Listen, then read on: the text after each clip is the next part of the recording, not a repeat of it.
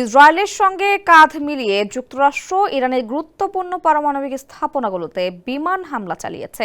এই হামলার পরপরই বিশ্বজুড়ে তীব্র প্রতিক্রিয়া দেখা দিয়েছে। চীন এবং যুক্তরাজ্য সহ বিশ্বের অন্যান্য শক্তিশালী দেশগুলো মন্তব্য করেছে, যুক্তরাষ্ট্র আন্তর্জাতিক আইনের চরম অবমাননা করেছে। এই পরিস্থিতিতে প্রশ্ন উঠেছে, ইরানে যুক্তরাষ্ট্রের হামলা নিয়ে রাশিয়ার অবস্থান কি? সংবাদ মাধ্যম আল জাজিরার খবর অনুযায়ী ক্রেমলিন নিশ্চিত করেছে সোমবার রাশিয়ার প্রেসিডেন্ট ভ্লাদিমির পুতিন এবং ইরানের পররাষ্ট্রমন্ত্রীর মধ্যে একটি অত্যন্ত গুরুত্বপূর্ণ বৈঠক অনুষ্ঠিত হতে যাচ্ছে। বিশ্লেষকরা মনে করছেন, ইরান এখন যুক্তরাষ্ট্রের সঙ্গে একটি সমঝোতায় পৌঁছানোর চেষ্টা করছে এবং পুতিনকে মধ্যস্থতাকারী হিসেবে যুক্ত করতে চাইছে তারা।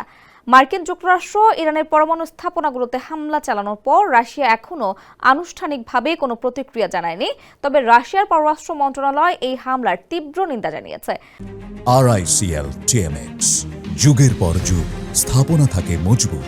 প্রেসিডেন্ট পুতিন আগেই স্পষ্ট করে দিয়েছেন, রাশিয়া এই সংঘাতে সামরিকভাবে জড়াবে না, কারণ তারা বর্তমানে ইউক্রেনের নিজস্ব সামরিক অভিযান চালাচ্ছে।